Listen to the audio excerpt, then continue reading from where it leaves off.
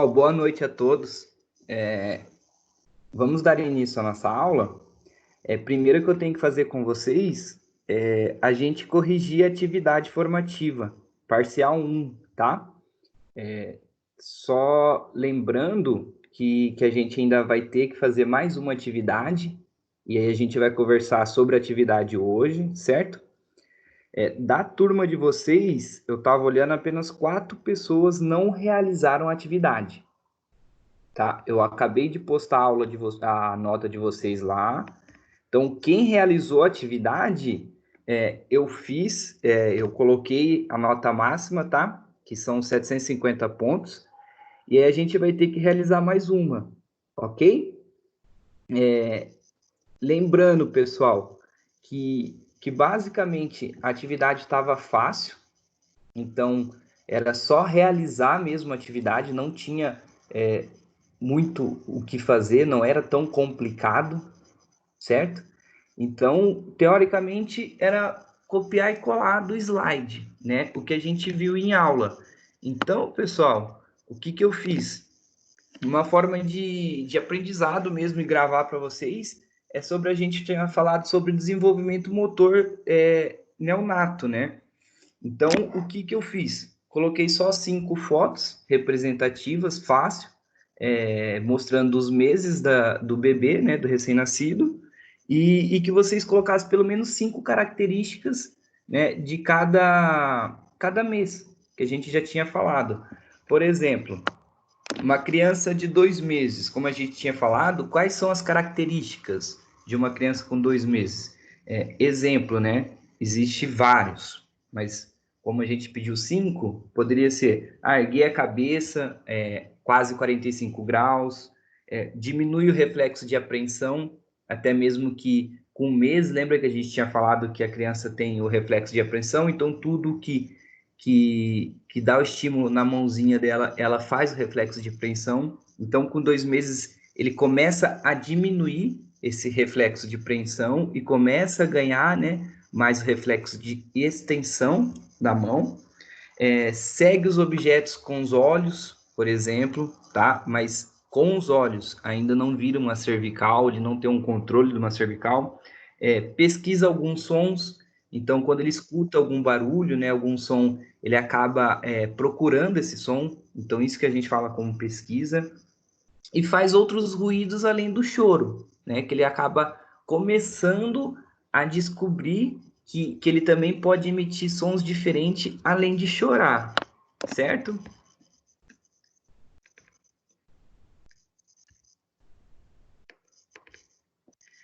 E aí, pessoal, coloquei com 4 meses, né? O que a criança faz com 4 meses? A gente tinha falado que com 4 meses ela começa a ganhar a característica daquela criança babona, né? Então, é aquela criança que baba muito, já tem um controle da cabeça boa, né? Que ele já começa a ter um controle da cervical, então ele começa a mexer bastante a cabeça.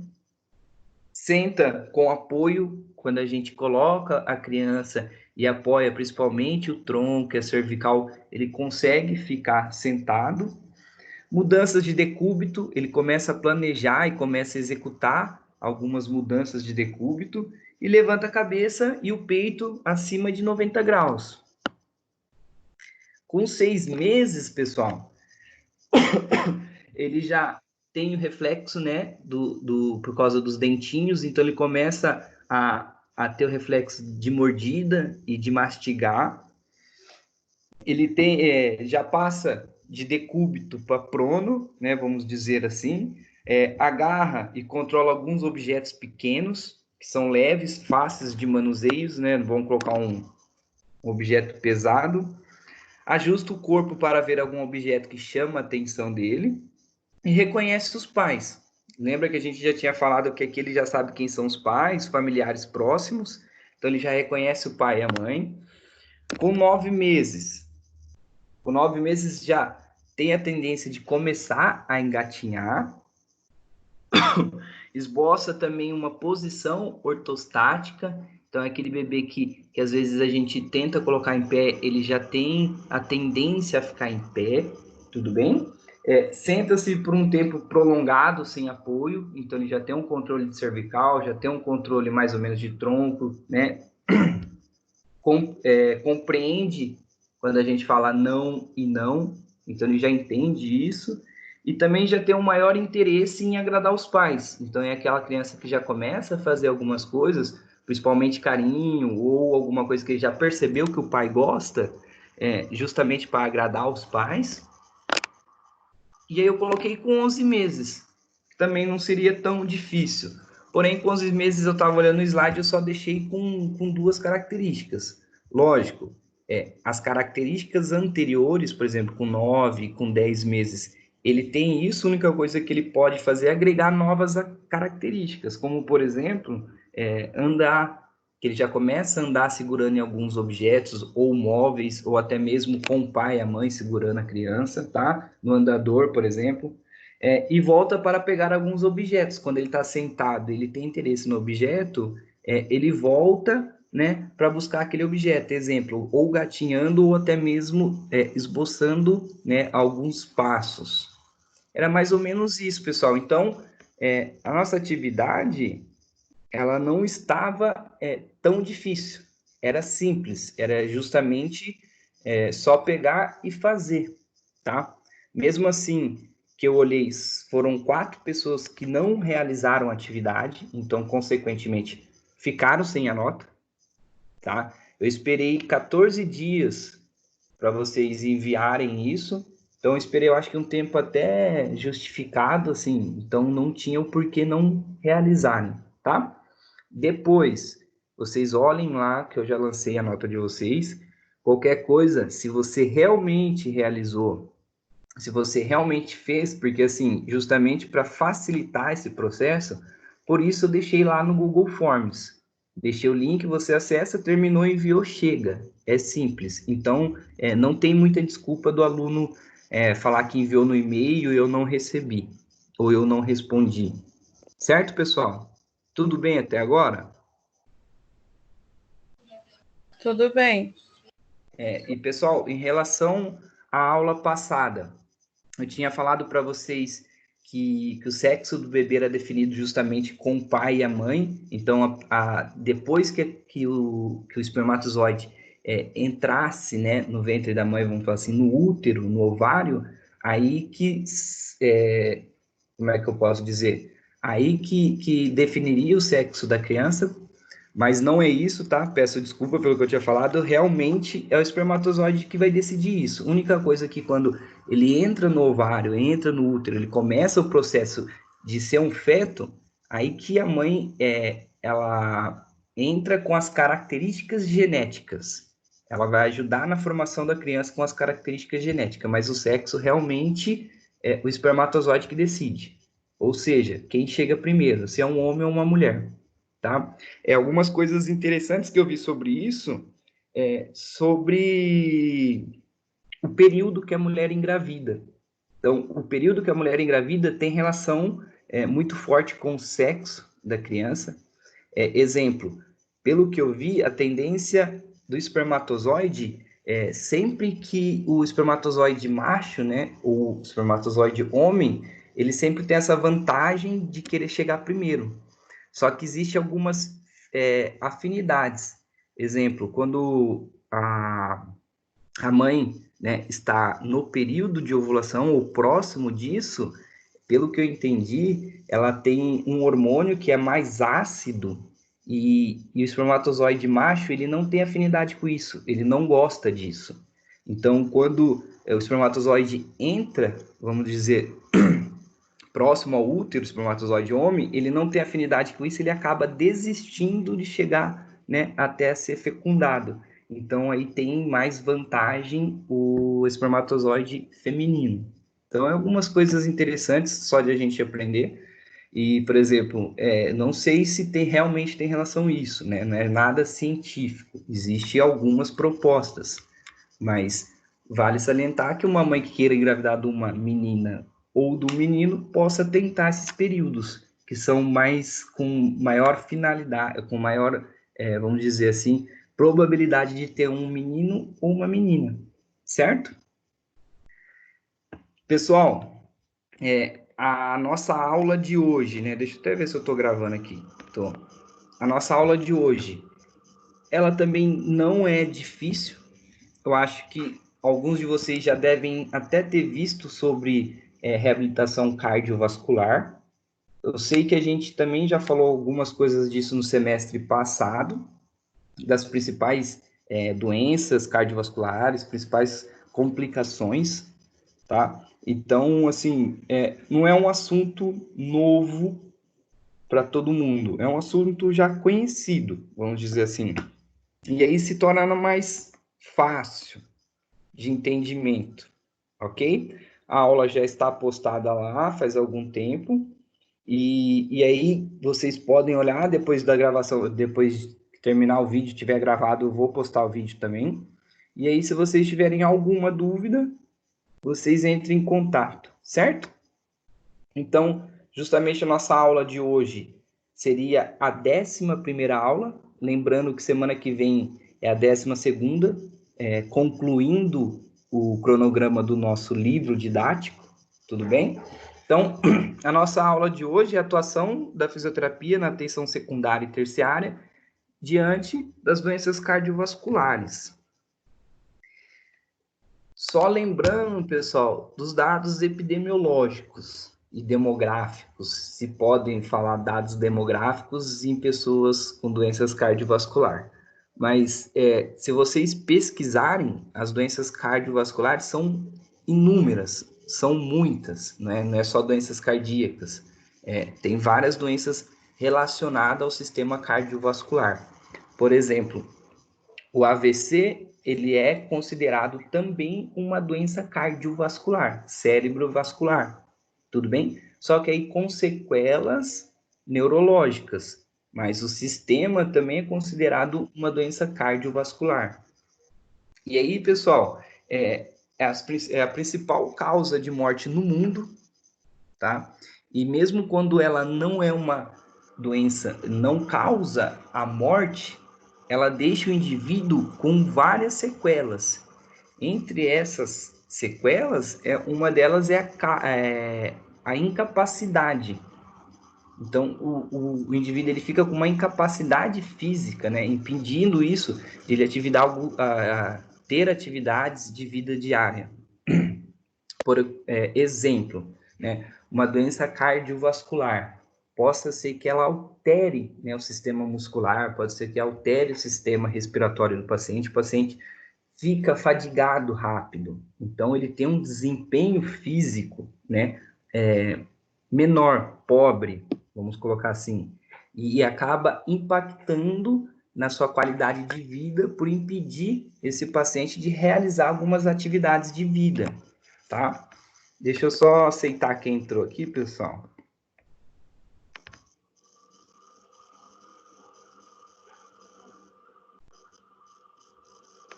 Porque aquele negócio que a gente fez durou só um dia, já voltou ao normal de novo, de ter aceitado, tem que ficar aceitando as pessoas.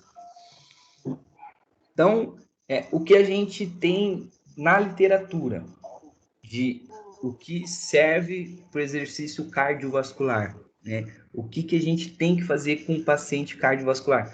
É o exercício físico. Então, ele não é só um benefício cardiovascular, né? A gente tem que entender que não só uma pessoa que tem uma doença cardiovascular precisa ou tem que realizar uma atividade física. Qualquer indivíduo, ele precisa realizar uma atividade de vida. Isso facilita a homeostase do nosso corpo, nos ajuda em vários aspectos, né? Entre eles, por exemplo, o controle de peso corporal. Teoricamente, o indivíduo que realiza uma atividade física regular tem, né, esse controle de peso, não engorda tanto, basicamente, tá? Lógico que existe vários contextos para que isso não aconteça, né? Melhora na mobilidade articular, melhora também no perfil lipídico, na distribuição lipídica, tá? Eu acho que vocês já devem ter percebido ou visto alguma coisa da distribuição lipídica errada. É característica por algumas pessoas que não realizam atividade física ter a distribuição de lipídico, vamos dizer, de gordura errada. Então, por exemplo, tem algumas pessoas que pode ter um perfil de não ser uma pessoa que tem uma barriga grande, mas tem os braços gordos ou a perna mais inchada, com mais gordura. Isso que a gente fala de distribuição, tá? Lipídica. Também melhora na resistência física, densidade óssea também melhora. Lógico, a força muscular também é tão óbvio assim. E a resistência também à insulina e diminuição na pressão arterial, né? Vamos dizer assim, é o controle dessa pressão arterial, não só a diminuição, mas o corpo ele consegue controlar pelos benefícios cardiovasculares que realiza a atividade física.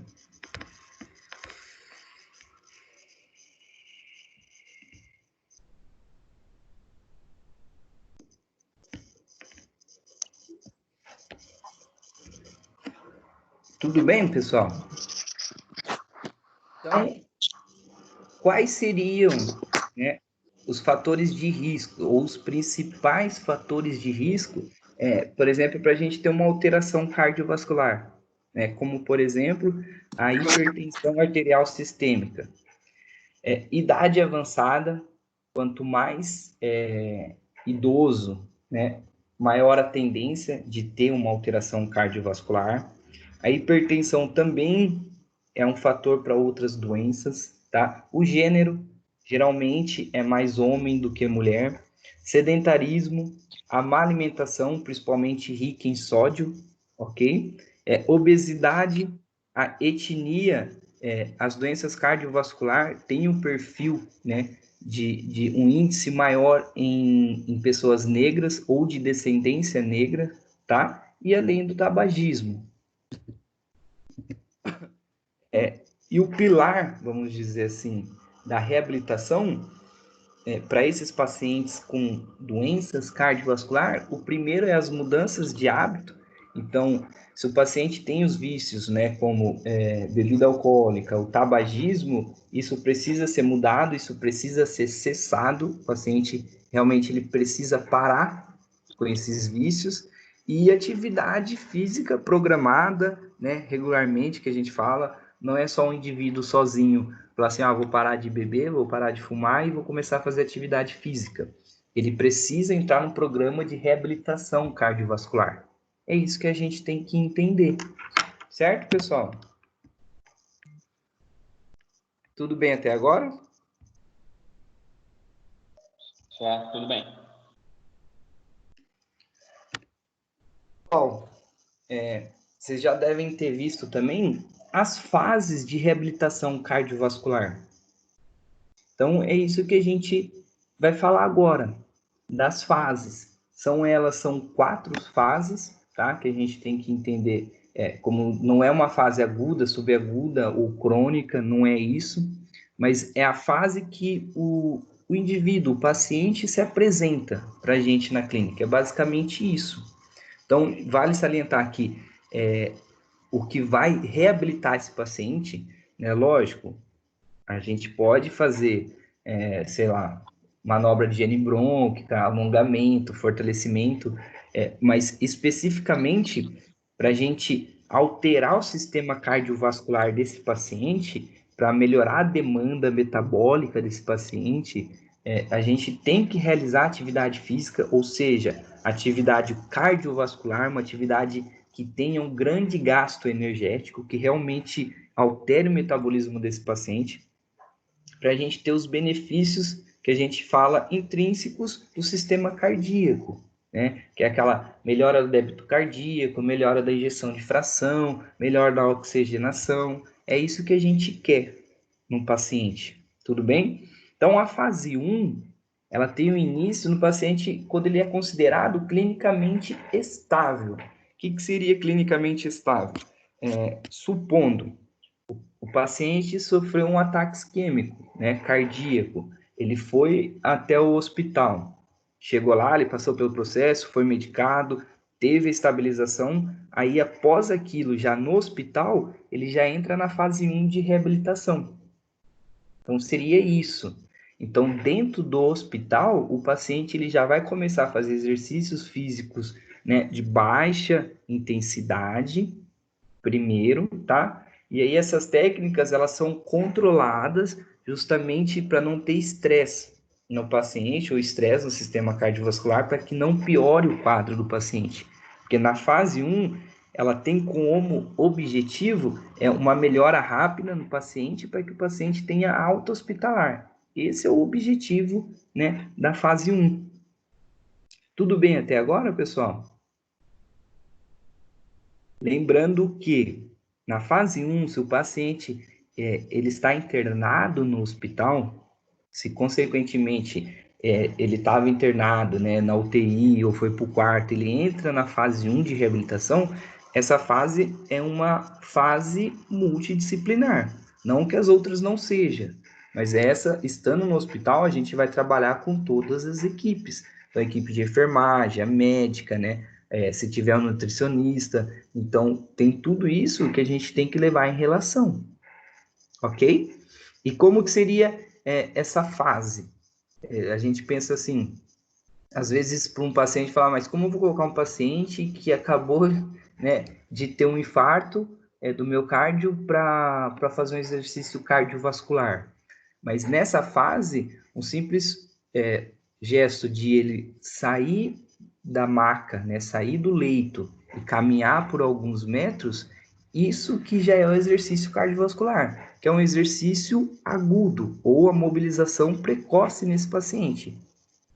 Certo, pessoal? E qual seria a fase 2? Né? Ela basicamente ela já tem uma intenção, vamos falar assim, ela é prevista de no máximo 3 meses. Então, daquele paciente que estava internado, né, que está no hospital, aí ele tem lá uma alta hospitalar, ou uma alta da UTI, já está melhor, e aí esse paciente, ele tem uma previsão, vamos falar assim, ó, opa, ele entrou na fase de reabilitação 2. Então, essa fase ela é prevista de ter uma duração de até 3 meses. Possa ser que alguns pacientes fiquem mais tempo nessa fase 2, tá? Só que vai levar muito em relação cada caso. Então, cada caso tem sua especificidade, lógico, mas ela tem como objetivo primordial, vamos dizer assim, contribuir o mais rápido para esse paciente voltar à sociedade o trabalho dele normal, para ele seguir a vida dele, mesmo ele tendo uma doença cardiovascular. Tudo bem? Local que a gente atende, local que são realizadas, né? A atividade fase 2 deve ser disponível de recurso para atendimentos básico de emergência. Então, vamos colocar, né, que a gente fala básicos, então é de segurança ao paciente. Então, esteto, esfigno, vamos colocar para a gente medir a saturação do paciente, então deve ter a maca, deve ter como a gente transportar o paciente o mais rápido possível para um hospital, caso ocorra alguma coisa com esse paciente. Se possível, né, uma equipe que possa fazer uma reanimação cardiorrespiratória. Então, isso que a gente fala de básicos para atendimento de emergência, ok? Também, né, como que serão realizados esses exercícios? Então, basicamente, o médico ele está acompanhando esse indivíduo, então ele pode prescrever alguns exercícios básicos, mas geralmente quem faz isso é a equipe, vamos dizer, tanto do fisioterapeuta ou até mesmo do educador físico, mas o educador físico às vezes entra na quarta, terceira fase, mas só que isso é prescrito pela a fisioterapia, então a gente vai controlar a pressão arterial, frequência cardíaca, a gente tem que controlar as variáveis dele durante o exercício, tá? E aqui a gente já coloca uma intensidade considerável, certo? Então, da fase 1, que era uma intensidade baixa, aqui ela já tem que ser considerável, né? Ela não é uma intensidade baixa e nem alta, vamos dizer que seria uma intensidade mediana. Mas como que a gente vai controlar essa intensidade do paciente? O que vocês acham? Hein, pessoal? Professor, se eu não me engano, tem uma diretriz de reabilitação cardiovascular e as recomendações, devido à classificação do paciente, por exemplo, se ele é um paciente cardiopata, por exemplo, grave, moderado ou de baixo risco, tem a quantidade de METs que a gente pode estar aplicando. METs é um índice metabólico que mede o índice de oxigenação durante alguma atividade. A fórmula dele é 3,5 ml de oxigênio por quilo do paciente por minuto de atividade. Aí tem uma tabela que mostra que, por exemplo, uma pessoa fica sentada perante a televisão, uma pessoa em repouso, um MET, e essa tabela prescreve, por exemplo, em tal fase, para um paciente grave, recomenda-se atividades até de 1 a 3 METs. E aí tem uma tabela com exemplos de exercícios que tem essa taxa de consumo de oxigênio. Seria o que eu faria. Sim, mas só que assim, as considerações é pelo guideline da ATS, né? Que é a Associação Tóraco Association. E o que eles fazem? Heart Association? Que eles fazem o quê? Tem algumas recomendações que você pode seguir. Você pode fazer pelos METs, você tem a fórmula de Carbonet, né, que eles fazem, mas tanto o MET quanto a fórmula de Carbonet, o que a gente orienta ao paciente, o que a gente controla no paciente é as variáveis. Então, é a pressão arterial e a frequência cardíaca. Portanto, que a fórmula de Carbonet é justamente isso, né? A gente controla, faz uma fórmula para chegar vamos dizer, numa variável adequada ao paciente, ou uma variável próximo do adequado ao paciente, que é justamente a fórmula de Carbonet. Se eu não estiver enganado, a idade vezes, né, a pressão arterial inicial, quando você está medindo o paciente, que é a pressão mínima, ou a pressão, e depois vezes a pressão máxima, dividido pela pressão máxima do paciente. Ou seja, isso daí vai dar um número para nós, supondo de 130. Aí você vai saber que a frequência cardíaca máxima que ele pode atingir durante o exercício seria de 130. Aí existe uma margem de erro, né? Então, de 130 você pode colocar mais 10. Então, o paciente pode atingir uma frequência cardíaca de até 140 batimentos por minuto. É mais ou menos isso que a gente faz.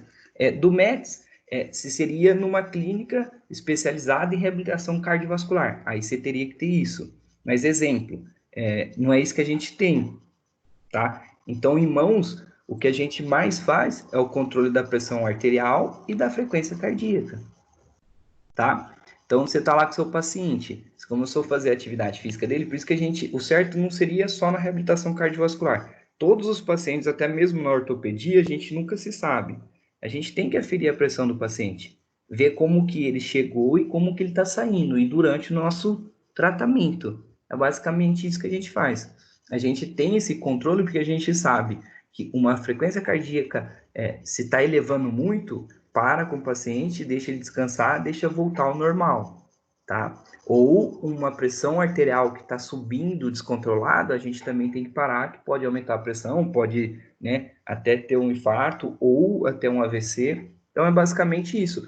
Uma margem de segurança que a gente tem é a frequência cardíaca e a pressão arterial, certo? Só que aí, o que acontece? Vocês vão ver que grande maioria dos pacientes, grande maioria não, todos, eu posso dizer todos os pacientes cardiovascular, eles vão ter hipertensão, isso é fato. Só que aí, exemplo, a gente tem que saber a margem do paciente da hipertensão, porque o paciente vai chegar lá 160 por 100 para você. E aí, se você não aferir inicialmente, na hora que você colocar o paciente na esteira e você vê 160 por 100, e ele aumentar para 170, você já vai achar que aumentou muito nele, entende?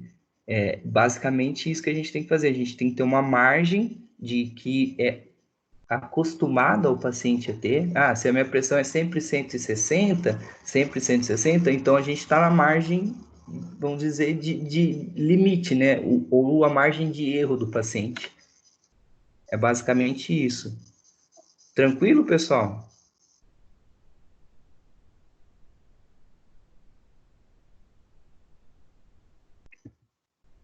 Tranquilo.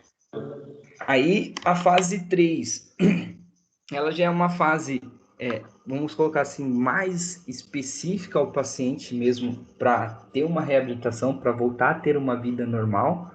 Ela tem uma previsão entre 6 meses até 2 anos, o paciente pode ficar nessa fase. O que a gente fala de fase, o que vai demandar a melhora das fases, né? O paciente, mas como que eu vou saber se meu paciente vai ter alta da fase 2 e vai ter alta da fase 3 para entrar na fase 4? Isso daí, geralmente, quem faz é o médico, ele vai fazer pelo teste ergométrico do paciente, então ele vai vendo a melhora, né, da oxigenação, então vai ver na melhora dos METs lá, vai ver na melhora do gasto energético do paciente, do batimento cardíaco do paciente, então ele vai vendo essa melhora intrínseca cardíaca que a gente fala. Então ele vai vendo também a diminuição, às vezes, também do índice lipídico do paciente, que possa vir a ter, né, um outro infarto, exemplo. Tá? Então, quem faz isso é justamente o médico, e a gente vai acompanhar essa melhora desses resultados. Isso é a intenção nossa, lógico.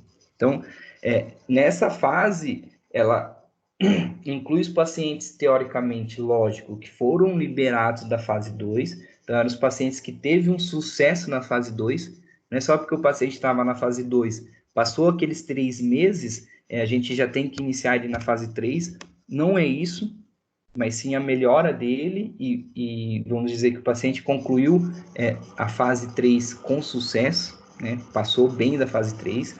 Então, esses pacientes que a gente adquire na fase 3 são pacientes de baixo risco, ok?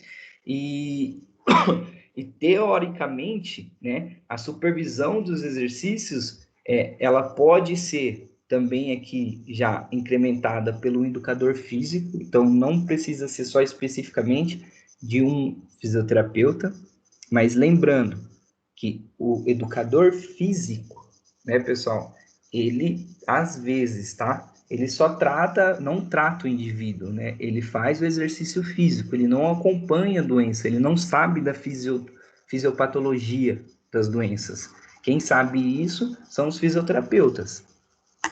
Então, por isso que a gente tem que acompanhar esses, mesmo se for por um educador físico.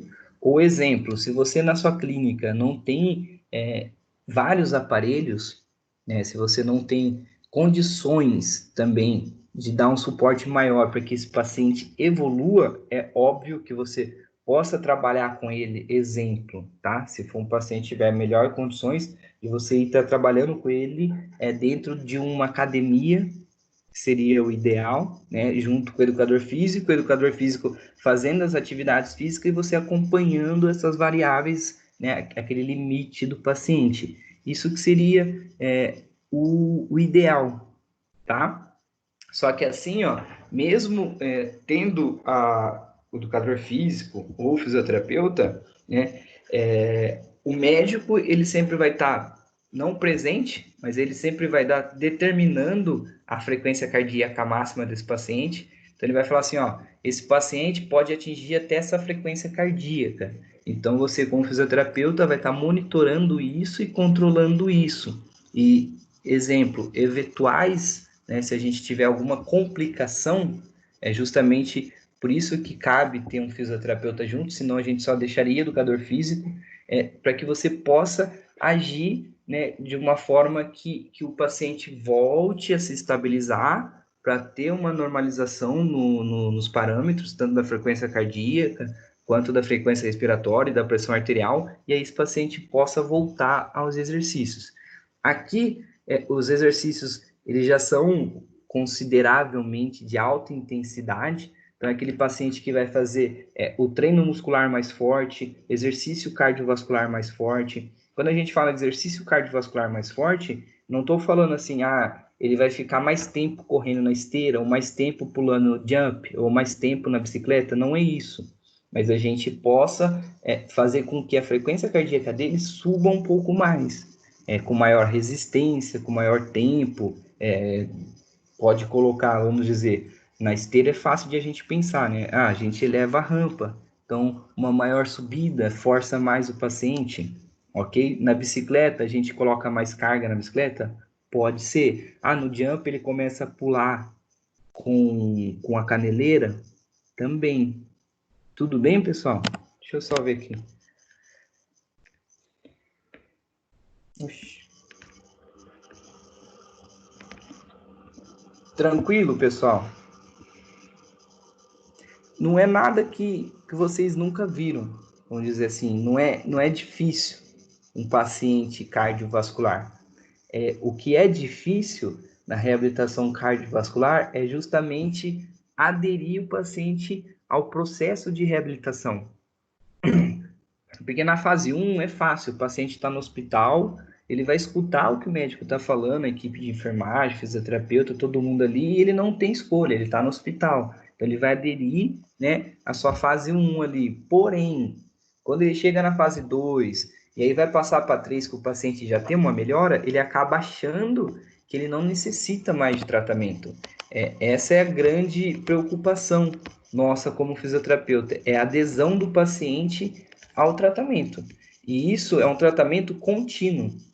Não existe, o paciente ele passou pela fase 1, fase 2, fase 3, e aí na fase 4 ele vai receber alta e não vai fazer mais nada. Não, esse paciente é aquele paciente que ele vai, a vida inteira, obrigatoriamente, ele vai estar numa reabilitação. Às vezes, quando ele chegar numa fase 4, já tiver uma melhora nos parâmetros, e o médico falar, você está muito bem agora, continue assim, às vezes ele não vai ter uma equipe por trás dele, porém ele vai ser orientado à realização das atividades físicas sempre. Sempre. Ok, pessoal?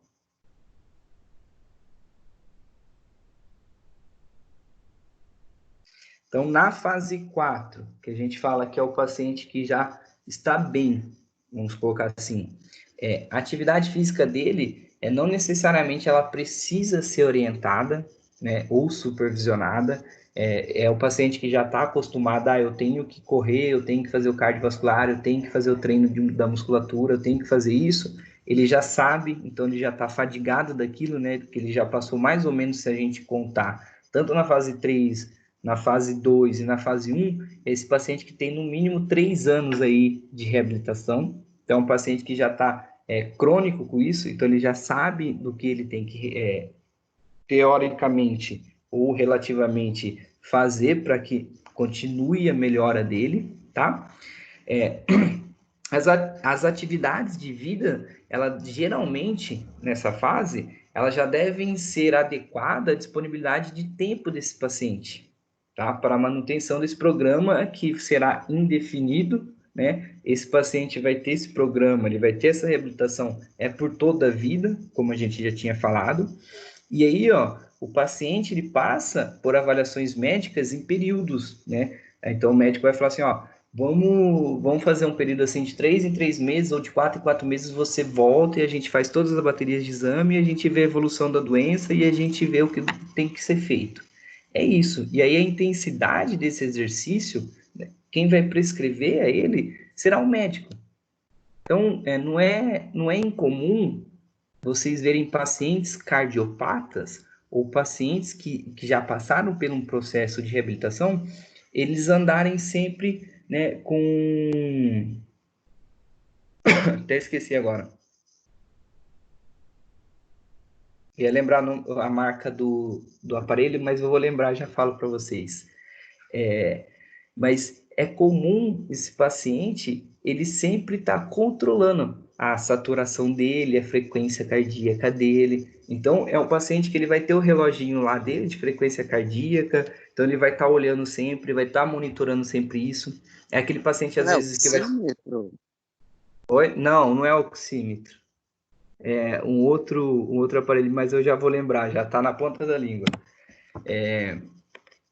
Que é o aparelho que eles colocam, de novo, que eles colocam no peito.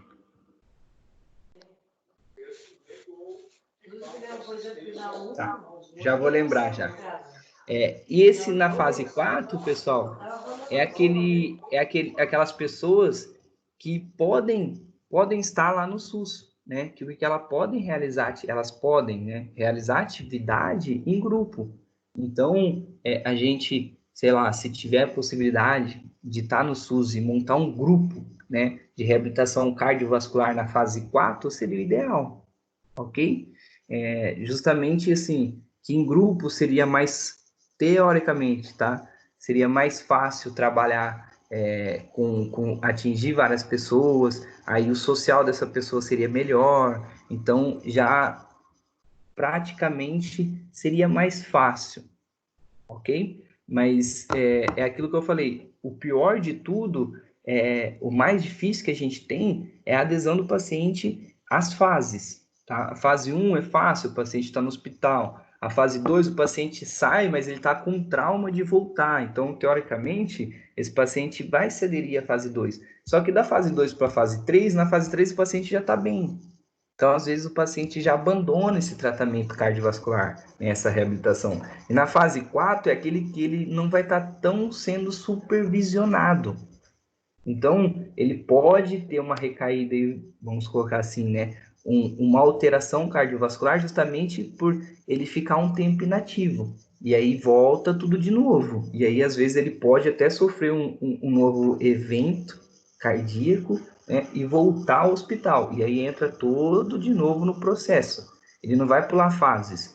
Ele não vai... Estava bom, né, na fase 4 já sofreu um outro evento e voltou ao hospital, e do hospital ele já vai sair para a fase 4. Não é assim. Ele vai sair e vai ter todos os processos. Então, vai ser iniciado lá a reabilitação de novo com ele, com uma intensidade baixa, depois uma intensidade moderada e depois uma intensidade alta, até realmente ele chegar na fase 4 novamente, certo? E aí, ó, sintomas adversos das doenças cardiovascular. E aí a gente tem que estar atento a esses pacientes durante também a reabilitação cardíaca ou a reabilitação cardiovascular, que esses sintomas adversos, eles vão nos mostrar muita coisa. Se realmente está tendo uma melhora no sistema cardiovascular ou não. Por exemplo, a dispneia, que é a falta de ar, a angina, palpitações, o edema. O edema é bastante comum nesses pacientes, justamente por essa alteração cardiovascular. Né? Se o paciente tem uma alteração no fluxo sanguíneo, isso pode facilitar o inchaço, o edema nos vasos, e aí a gente consegue ver esse edema visível nesses pacientes, tá? Então, a sensação de fadiga constante nesses pacientes também, como eu já tinha falado no início da aula, certo? A fadiga, ela é um fator limitante para esses pacientes, não só para esses pacientes, mas para qualquer um, e ela é comum, ela não é difícil, justamente por causa da falta de ar, né, o edema também, e a fadiga muscular em si, que o paciente desse, ele pode apresentar fraqueza muscular ou falta de oxigenação na musculatura e, consequentemente, isso afeta diretamente no desempenho muscular dele e aí pode favorecer uma fadiga precoce, ok? Então, esses são os sinais que a gente tem que tomar conta. A angina, popularmente falando, ela é uma dor no peito, ok? É comum nesses pacientes. Por que é comum? A principal causa da angina é a falta de oxigênio ao coração. Então, quando falta oxigênio ao coração, que a gente tem uma isquemia, isso quer dizer, isso vai levar a uma isquemia, que são as células cardíacas que estão morrendo ou podem estar morrendo, né? E aí, como isso? Por que isso? O músculo cardíaco, ele também é oxigenado, certo?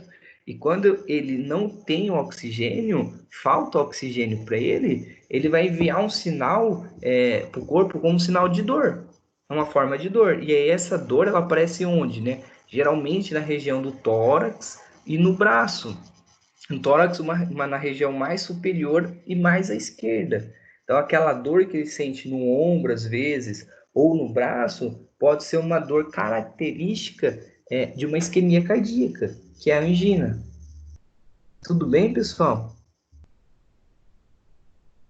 E aí, a palpitação, elas são relatadas pelos pacientes, eles falam, ó, parece que eu tenho palpitação, eu sinto isso. né? Eu sinto alteração quando meu coração está batendo mais, ele bate mais forte, eu vejo isso.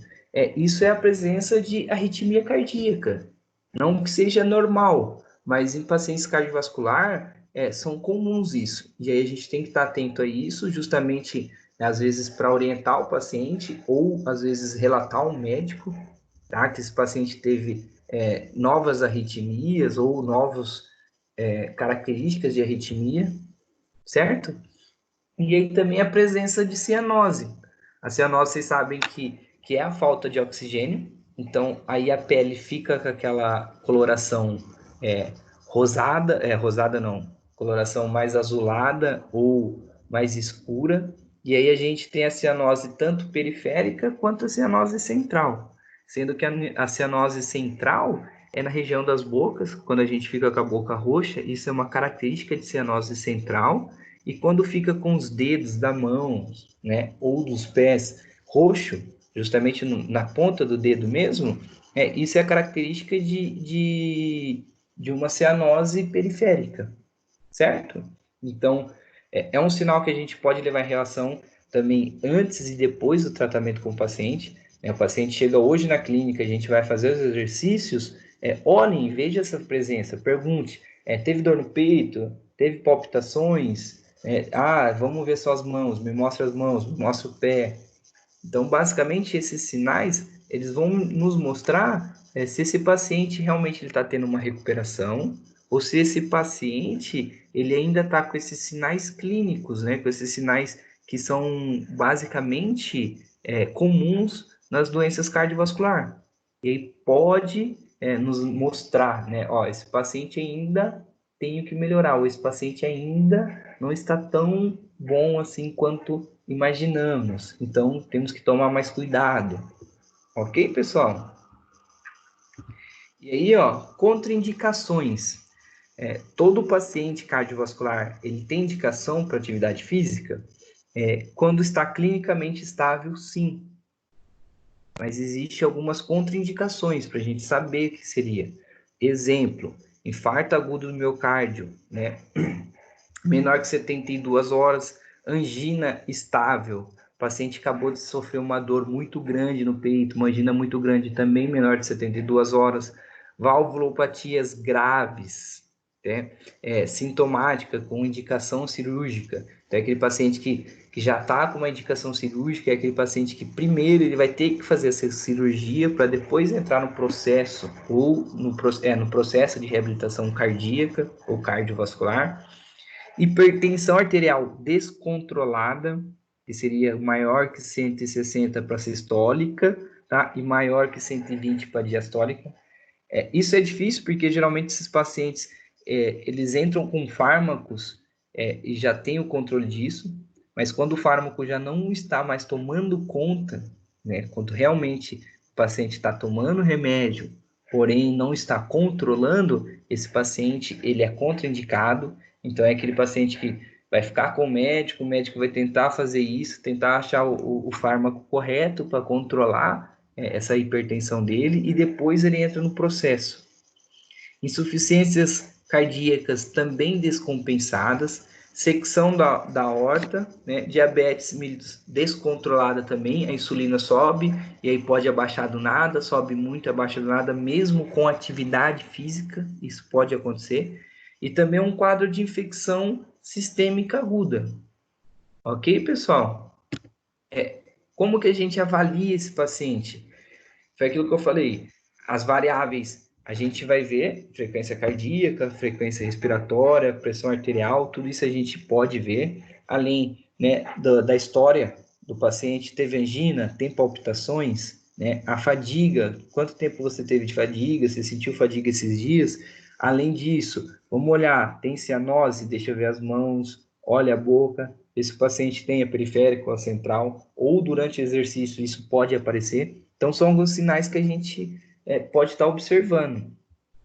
Porém, tem algumas ferramentas que a gente utiliza para validar, não validar, mas ser subjetiva na fadiga do paciente, que é o que vai ser incapacitante na hora de realizar a atividade.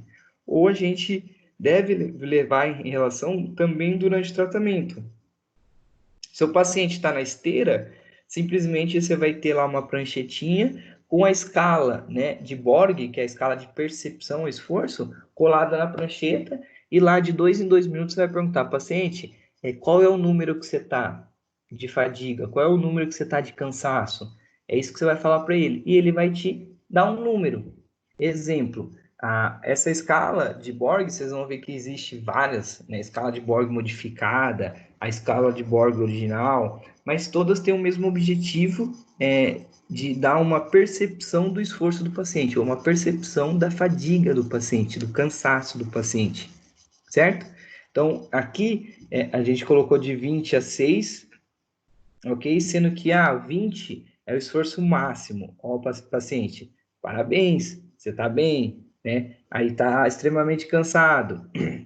Aí vamos lá, aí a 18, quase.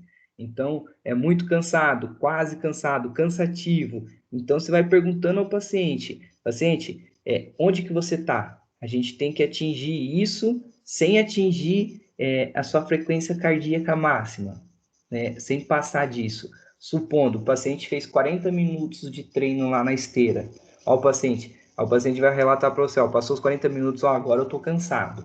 Então, paciente, parabéns, vamos descer, vamos descansar, é isso daí, encerrou a atividade. Exemplo, o paciente acabou de subir na esteira, já atingiu, meu cansaço é 20, eu não aguento mais, espera, tenta mudar a abordagem com o paciente, tenta ver se realmente ele já está naquela fase de reabilitação, que é um paciente que se sente muito cansado. É um paciente que teoricamente, a atividade física naquele momento para ele não é tão indicada assim. A intensidade, então, diminui a intensidade. Às vezes a gente não vai atingir a frequência cardíaca desejada. Porém, a gente tem que levar em relação que a fadiga do paciente, ela sempre será também uma avaliação subjetiva para a gente de, como que eu posso dizer, mas de preditor, né, na qualidade da atividade física. Não adianta nada eu querer esforçar muito meu paciente super cansado, mas a frequência dele está lá embaixo e a pressão está lá embaixo, então posso fazer. Não. Às vezes o paciente vai cansar, muscular mesmo, e a gente não vai conseguir. Isso vai interferir muito na atividade física desse paciente. Certo, pessoal? Então, uma dessas escalas é a escala de Borg que a gente pode usar. Ok? Então, exercícios.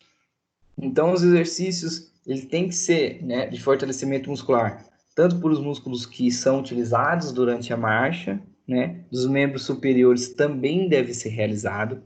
Então, dá para a gente fazer exercícios cardiovascular no membro superior, como, por exemplo, com ciclo ergômetro de membro superior. Eu acho que vocês já devem ter visto isso, e isso é o mais fácil que a gente tem na clínica. Na clínica não, no hospital. É pequeno, fácil de manusear, pode levar para qualquer lugar, é como se fosse uma bicicleta para membro superior. O paciente deitado, ele pode realizar isso. O paciente ele tem que fazer alguma atividade física. Então, por isso que a gente usa bastante o ciclo ergômetro, justamente, né, para facilitar esse processo. Então, é simples de levar, simples de carregar e simples de levar até o paciente. Colocou o paciente lá, o paciente vai ficar não andando com a mão, mas fazendo o ciclo ergômetro lá para o membro superior. Mesma coisa, vai aferir a frequência cardíaca, vai aferir a pressão arterial e a gente vai controlar isso e o paciente vai fazendo. Isso se ele não conseguir fazer para membro inferior também. Se conseguir, a gente vai realizar para os dois. É isso que a gente faz, tá? Fortalecimento dos músculos da marcha, vocês sabem que primordial, né? Tanto a musculatura extensora e flexora do quadril, ou seja, isquios tibiais ou quadríceps, glúteo médio, glúteo mínimo, glúteo máximo. Então, aí a gente tem que fazer também para tibial e tríceps oral? Sim, é isso que a gente faz, tá? A frequência desse tratamento, a frequência da reabilitação é de 2 a 3 vezes por semana.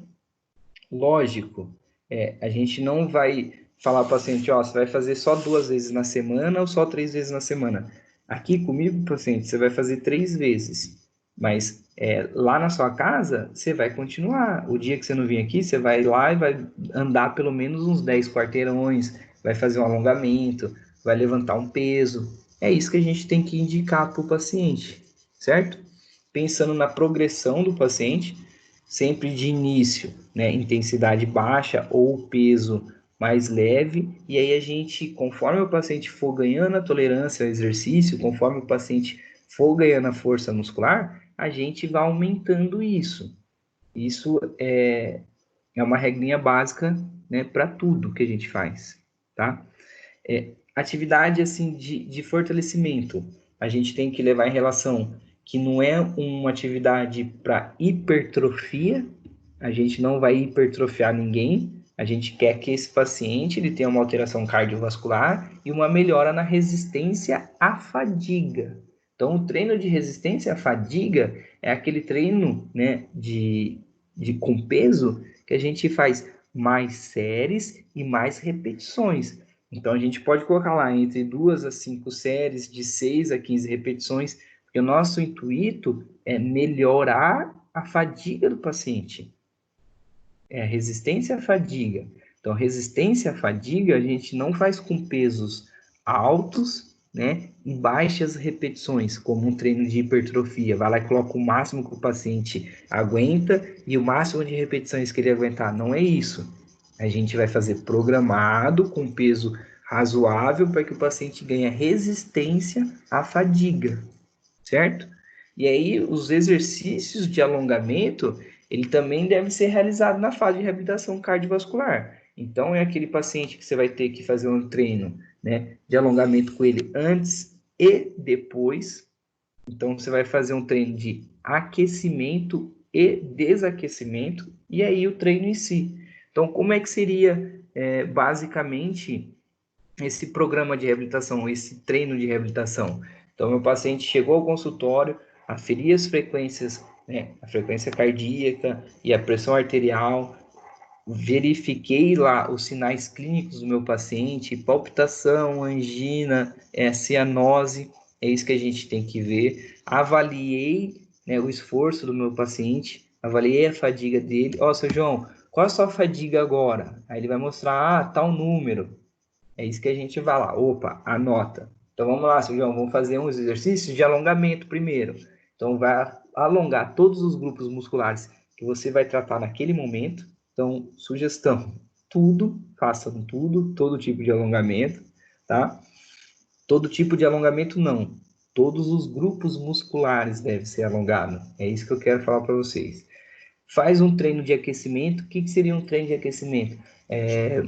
Seu João, vamos lá. 2 minutinhos na esteira aqui só para aquecer. 2 minutinhos pulando aqui, seu João. É isso que a gente faz. Seu João, dá uns pulos no lugar aí, faz uma marcha estacionária.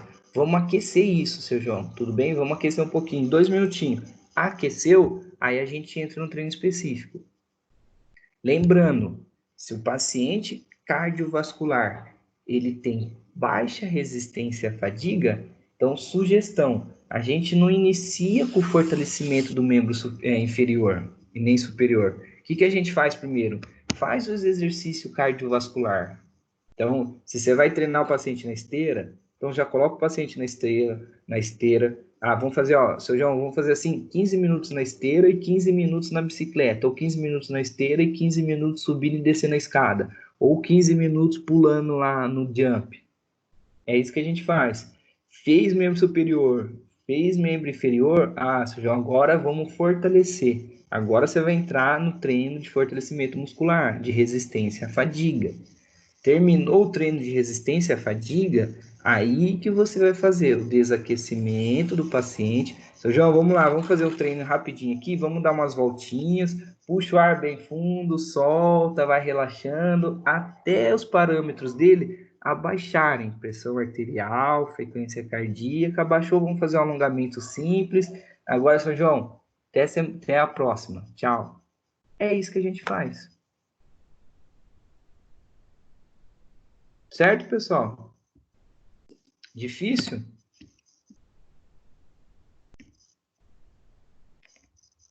Tranquilo. Tranquilo?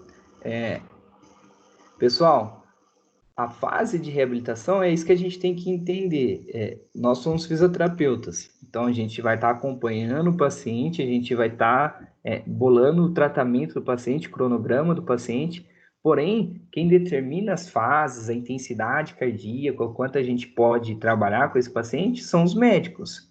Então, a gente faz isso. Então, os médicos que controlam isso para a gente, tá? Então, basicamente, vai ser aquele paciente que a gente trabalha e passa com o médico, trabalha e passa com o médico. É isso. A reabilitação cardiovascular, você vai ver fase 1, fase 2, fase 3 e fase 4, esses pacientes não são necessariamente só cardiovascular. Lógico, a aula de hoje é cardiovascular, mas vocês vão encontrar muito na clínica pacientes com reabilitação cardiopulmonar, DPOC, pacientes com fibrose cística, que eu já fiz isso, eu já trabalhei com isso. Então, são pacientes que também vão procurar, e aí a linha de tratamento é igual. É igual. Aí é a mesma coisa que fosse as fases de reabilitação. É isso que a gente pensa. O paciente desse, o que limita ele é a fadiga e as alterações, né, as consequências de uma doença cardiovascular ou de uma doença respiratória, que vai ser quase as mesmas. Ele pode ter angina, palpitação, arritmia, alteração na oxigenação, vai ter talvez cianose. Então é isso que a gente tem que ficar atento. Lógico, um paciente com DPOC ou outro vai ter uma característica a mais, né, ou uma característica diferente, mas basicamente esses pacientes com uma alteração cardiovascular ou cardiorrespiratória, eles vão ter uma incapacidade justamente por causa da fadiga. Então é isso que vocês têm que pensar. Esses pacientes com fadiga, porque primordialmente, a gente tem que pensar sempre nos exercícios cardiovascular, porque é isso que o paciente vai ter um ganho que a gente quer. A gente quer que esse paciente tenha um ganho cardiovascular, para que ele tenha uma melhora cardiovascular, para que futuramente ele vai atingindo as fases, né? E até chegar o momento que ele vai estar bem e ele vai fazer a reabilitação dele praticamente sozinho. Essa é a nossa intenção. Então, por que a gente começa sempre com os exercícios cardiovascular? Se a gente iniciar com exercício de resistência à fadiga, colocando peso lá, o paciente fazendo lá, flexão e extensão, o paciente vai, faz, força, força, força, o paciente vai fazendo, a gente já pode fadigar o músculo dele aí, e aí depois ele não conseguir fazer o treino cardiovascular, não conseguir ficar na esteira, não conseguir pular no jump, não conseguir fazer bicicleta, não conseguir subir a escada, tá? Então, por isso que a gente primordialmente começa com os exercícios cardiovascular e depois disso, aí que a gente entra no fortalecimento em si. Certo? Então, primordialmente nesse paciente, a gente tem que pensar nessa resistência à fadiga dele. Então, o treino tem que ser com resistência à fadiga. Lógico, aí cabe a gente fazer o teste de 1RM? Sim. Vai lá, faz o teste de 1RM nesse paciente. O treino, né, de resistência à fadiga, o teste de 1RM, a gente sempre vai trabalhar entre ali 40, 45 até 65% de 1RM. É isso que a gente faz. Supondo, o paciente consegue fazer uma flexão de cotovelo com 10 quilos. Então, você vai trabalhar o quê? Com 4 quilos, 4,5 quilos. É isso que a gente faz. Só que aí, várias repetições e várias séries, justamente para a gente ganhar uma melhora na resistência à fadiga. É isso que a gente pensa, tá? A gente não vai hipertrofiar ninguém. Ok, pessoal? Tudo bem? Ok, tranquilo. Pessoal, sobre a nossa atividade formativa parcial 2 agora, tá? Eu vou colocar para vocês o link lá, mesma coisa, aula 1, vou colocar formativa parcial 2, aula 1, unidade 1. Aí o que eu quero que vocês façam? Eu vou colocar o link, tá? Lá no link vai direcionar vocês lá para o Google, que a gente vai fazer a mesma função, a mesma coisa, e será simples. O que eu quero que vocês façam? Preste bem atenção. Eu quero que vocês façam isso. Vocês vão pegar um paciente, vocês vão colocar ele num quadro clínico, né, um caso clínico, vocês vão montar. Exemplo, professor Arislander, tantos anos, tabagista, não que eu seja, tá, pessoal? Mas estou falando só. E sofreu, sei lá, tem valvulopatia, fez cirurgia ou teve um ataque cardíaco, alguma coisa assim. Eu quero que vocês montem um caso clínico, tá? E aí vocês vão fazer o quê? Vão contar das fases do paciente, da fase 1, 2, 3 e 4. O que seria na fase 1? O que vocês estariam fazendo na fase 1, o que estariam fazendo na fase 2, o que estariam fazendo na fase 3 e o que fariam na fase 4. Quais exercícios? Exercícios de membro superior, no ciclo ergômetro, ou sei lá, flexão, isso, aquilo, membro inferior assim, aí eu colocaria 10 minutos na esteira, 10 minutos na bicicleta e 10 minutos no degrau, exemplo, tá? Aí eu faria, depois disso, fortalecimento da musculatura com o treino de resistência à fadiga, com tantos quilos e tantas séries. E aí eu faria o desaquecimento e o alongamento e mandaria o paciente embora. Só que aí, quantas vezes você vai fazer isso na semana? Eu vou optar por segunda, quarta e sexta, sendo 3 vezes na semana. Ponto. Eu quero que é isso que vocês façam. Pode ser, pessoal? Tudo bem? Tudo bem, tá ok, professor. Aí, o que eu vou fazer? Eu vou colocar o link lá, certo? Sugestão, vocês já sabem o que é para fazer aqui. Então, façam primeiro aí no Word, depois vocês vão lá, abre o link e só copia e cola. É isso.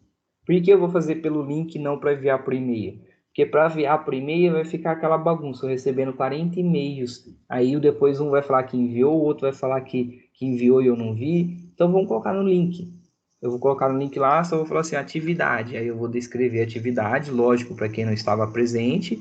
E aí vocês vão fazer o programa, vão colar e jogar lá. É isso, tá? Só que essa, como que é a nossa última atividade do semestre, eu vou ser mais criterioso em relação à nota. Exemplo, não vai ser só fazer atividade. Vocês vão fazer, e se vocês cumpriram a fase 1, fase 2, fase 3 e fase 4, aí eu vou pegar, vou simplesmente avaliar isso e te dar os 750 pontos. Eu só fiz lá e coloquei de qualquer jeito. Então, não vai ganhar. Sei lá, vai ganhar 100 pontos. Vai ganhar 200.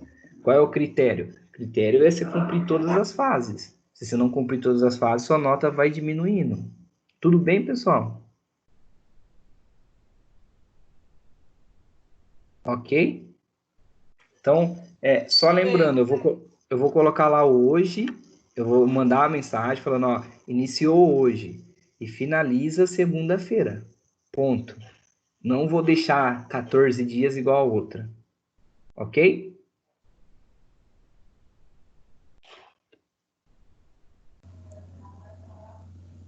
Então, pessoal, boa semana a todos.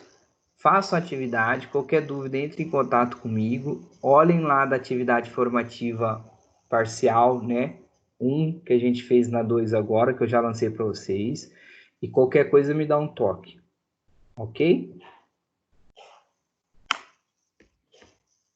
Ok. Então, pessoal, obrigado pela atenção. Desculpa qualquer